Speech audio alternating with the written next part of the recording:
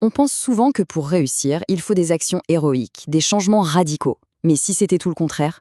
Et si les plus grands succès venaient en fait de toutes petites actions, mais répétées encore et encore chaque jour? C'est exactement ça le principe au cœur de l'effet cumulé de Darren Hardy. Un principe simple, mais incroyablement puissant. On va décortiquer ça ensemble. Ok, imaginez un instant. On vous met face à un choix. D'un côté, 3 millions d'euros, là, tout de suite. De l'autre, un petit centime. Un centime un peu magique, qui double de valeur chaque jour, et ce pendant 31 jours. Spontanément, la réponse paraît évidente, non? Et pourtant, c'est justement dans ce choix que se cache un des secrets les plus puissants sur la manière dont on construit le succès. Alors, voyons voir ce qui se passe. Au bout de 10 jours, la personne qui a pris le centime a à peine de quoi se payer un café. Pendant ce temps, l'autre profite déjà de ses 3 millions. Frustrant, hein? Et ça ne s'arrange pas. Au jour 20, le centime s'est transformé en un peu plus de 5 000 euros.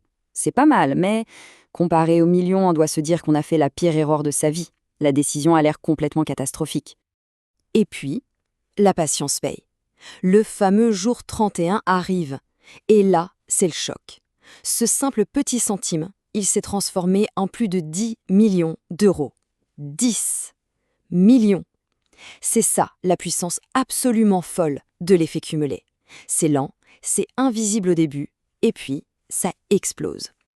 Voilà, on vient de le voir en pleine action. C'est ça, le principe de l'effet cumulé. La formule est simple, de petits choix, mais des choix intelligents, plus de la constance, plus du temps, et à la fin, on obtient une différence absolument radicale. Ok, l'exemple du centime, c'est parlant. Mais concrètement, dans la vraie vie, comment ça marche? Eh bien, prenons l'exemple de 3 amis, Simon, Laurent et Bruno. Au départ, ils sont sur la même ligne. Même situation, même job, même poids, tout est pareil. Pendant les premiers mois, absolument rien ne change. C'est le plus frustrant.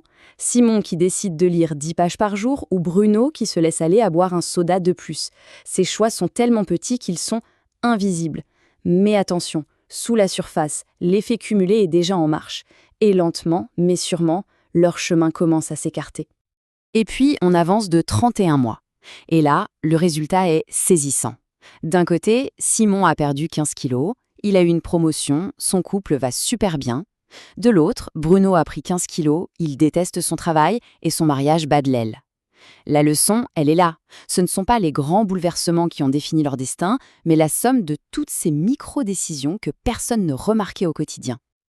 Alors, la question, c'est comment on fait pour tenir ces micro-décisions sur la durée? La réponse, ce sont les habitudes.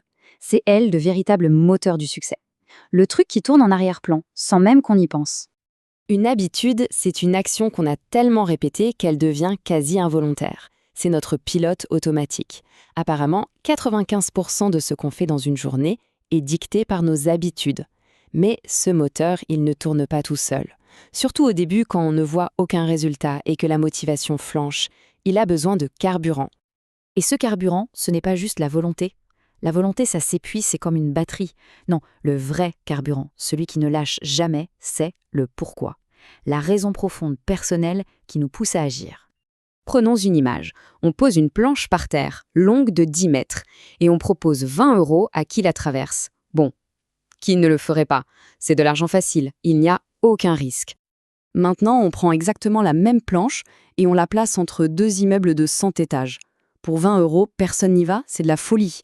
Mais imaginez que de l'autre côté, il y a une personne qu'on aime et que sa vie est en danger. Là, tout change. Le comment n'a pas changé. C'est le pourquoi qui est devenu si puissant qu'il rend l'impossible possible.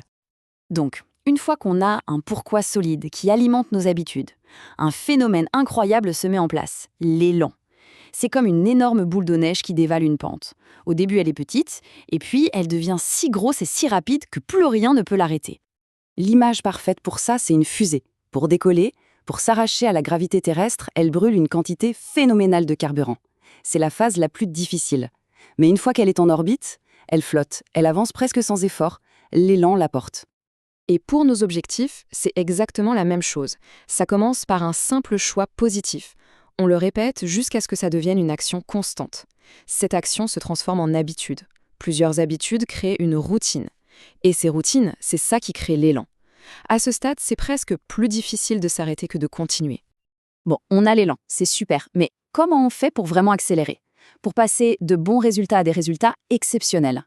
La clé, elle se trouve juste à la limite de notre zone de confort. Il faut aller chercher ce petit effort en plus. Regardez le monde du golf professionnel. On pourrait croire qu'il y a un monde entre le numéro 1 mondial et le numéro 10.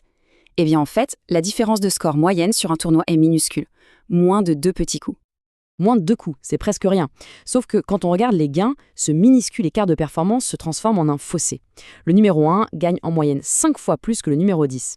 C'est ça le pouvoir du petit avantage. Une différence infime dans la performance, mais une récompense massivement démultipliée. Et ce petit avantage, on va le chercher pile à ce moment où on a envie de tout lâcher. Quand on est à la salle de sport et qu'on se dit c'est bon, j'arrête. Et qu'on fait une répétition de plus. Quand on travaille et qu'on se dit allez, j'en ai marre. Et qu'on passe un appel de plus. C'est à ce moment-là que l'ordinaire devient extraordinaire. C'est là que la magie opère. Ce qui est génial avec l'effet cumulé, c'est que tout le monde peut l'utiliser. Ce n'est pas réservé à une élite. Ça ne demande pas un effort surhumain, pas un saut de géant. Non, tout commence avec une seule toute petite décision, un seul petit changement. Alors la question, c'est quel petit changement positif peut-on commencer aujourd'hui et s'engager à tenir pendant les 30 prochains jours?